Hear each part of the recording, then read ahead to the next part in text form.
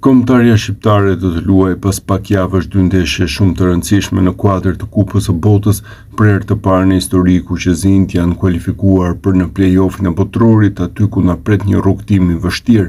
Fillimisht Shqipëria do të përballet me Poloninë në datën 26 mars në Varshavë dhe duhet një fitore historike për të pasur mundësi që të luajmë në finalen e madhe kundër fituesit të çiftit Ukrainë-Suedi, sfidë që do të luhet në Stockholm ose në Spanjë. Trajneri brazilian Silvinho është rikthyer prej javësh në Tiranë dhe ka nisur përgatitjet për këtë rrugtim. Krahas vëzhgimit të lojtarëve të kombëtares që mund të jenë pjesë e skuadrës në play-off, Silvinho dhe stafi i tij po studiojnë dhe rivalet me të cilët do të përballemi.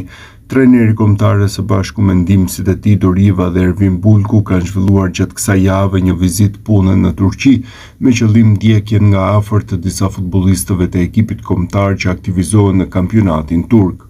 Stafi teknik kuqezi ishte fillimisht i pranishëm në stadium për sfidën e Kupës së Turqisë mes Başakşehirit dhe Trabzonsporit.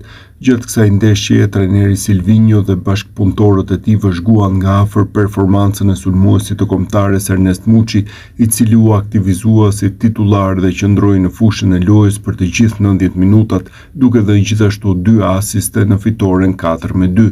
Vizita e stafit vazhdoi dhe një ditë më pas ku ata ndoqën nga tribuna një tjetër përballje të kupës, atë mes Beshiktaşit dhe Rizesporit. Në këtë takim mesfushori Kristian Aslani u aktivizua për skuadrën bardezi duke hyrë në lojë nga stoli në minutën e 78, ndërkohë mesfushori tjetër i kombëtares Qezim Laçi, pjesë e Rizesporit, nuk u aktivizua dhe ndoqi takimin nga stoli. Pak ditë më parë, stafi teknik i kombëtares së Shqipërisë zhvilloi një vizitë pune në Itali në kuadër të monitorimit të futbollistëve kuqezi që aktivizohen në kampionatet europiane. Vëmendja kryesore ishte përqendruar te përballjes së Serie A mes Lazios dhe Atalantës, ku luajnë 2 nga shtyllat e përfaqësueses shqiptare, Elseit Hysaj dhe Berat Gjimshiti. Mbrojtësi shkodrani Lazios nuk po kalon një moment shumë pozitiv të skuadra e tij, ndërsa mësohet se takimi me stafit të kombëtares dhe futbollistit është zhvilluar disa ditë më parë në Tiranë. Ndërkohë me kapitenin Gjimshiti, stafi teknik ka zhvilluar një takim në Itali. Përtej ndjekjes së ndeshjes nga tribuna, përfaqësuesit e stafit teknik kanë zhvilluar dhe biseda të drejtë për drejta me lojtarët. Gjatë këtyre takimeve janë diskutuar jo vetëm sfidat e muajit mars, por edhe forma dhe gjendja aktuale e futbollistëve në klubet e tyre.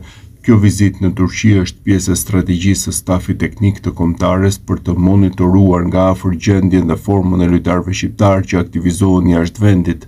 Përmes kontakteve dhe vëzhgimeve në stadium, trajneri Silvinho synon të ketë një panoramë sa më të qartë mbi formën e futbollistëve përpara sfidave të ardhshme ndërkombëtare.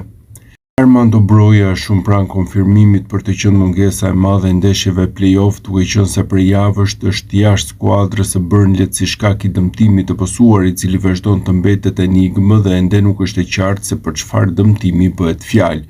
Sa kaq jashtë vazhdon të jetë Medon Berisha, i cili prej muajsh është i dëmtuar me Lecën, duke munguar për disa ndeshje dhe pritet që të rikthehet në fushë në javën e parë të muajit prill. Ndërkohë së fundmi dhe Simoni është raportuar i dëmtuar dhe nuk dihet se sa do të mungojë.